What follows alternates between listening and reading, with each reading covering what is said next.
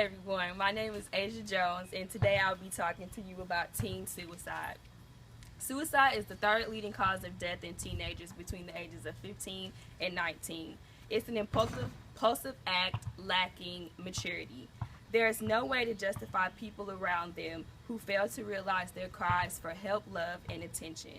So what causes these teens to commit suicide?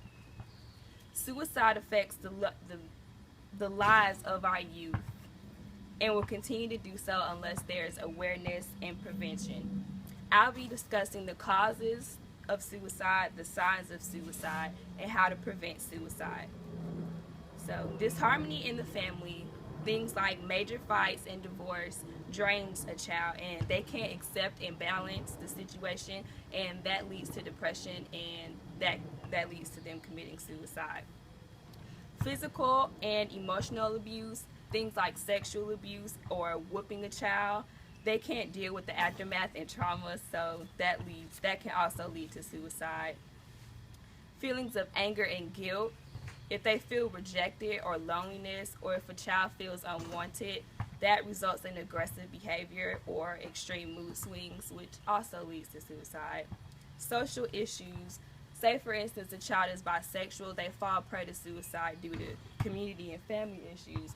The community or the family don't really accept the fact that they're probably bisexual, so they don't feel accepted, so they'll want to kill themselves.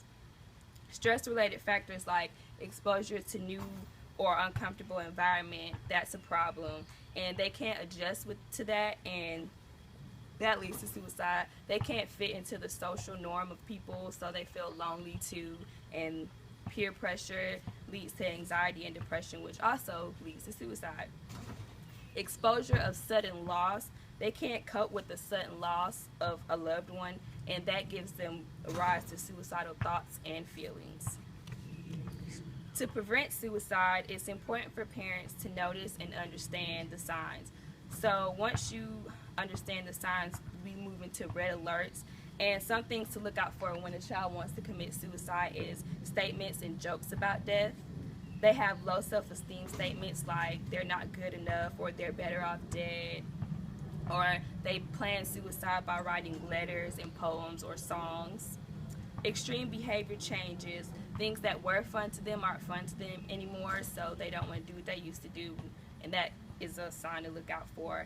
And social withdrawal, they don't want to hang around their friends as much anymore, or their family, so those are all signs to look out for. And help starts with recognizing the signs. So once you recognize the signs and the causes, you can help the teen. And one thing to help the teen is by meeting with mental health professors. And when you meet with the professor, they can help go over like what's wrong with the child. Don't leave the child alone, because like I said before, loneliness is signs of one to cause suicide. Don't take the talks lightly. Instances where suicidal teens have given hints before they take extreme steps. So when you hear someone talk about suicide, make sure you want to listen to what they're saying and don't just ignore them, because feeling ignored is another sign of suicide. Keep weapons away.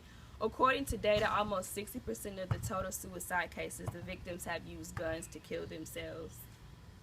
And a suicidal hotline is also helpful when helping a teen who wants to commit suicide.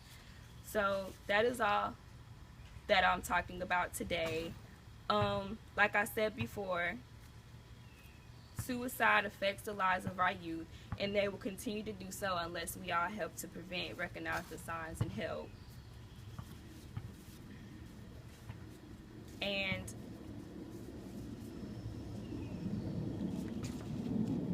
okay, according to a study, more than 90% of teens who attempt suicide said little or no parental care and understanding led them to take this extreme step.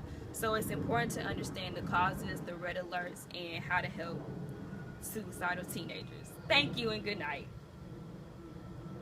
How much